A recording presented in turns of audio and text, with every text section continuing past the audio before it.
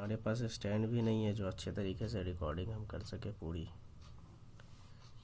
सो इसके लिए माफ़ी चाहते हैं, अभी फ़िलहाल उस स्थिति में है नहीं। अब आप देख सकते हैं इसमें लाइन आ चुका है।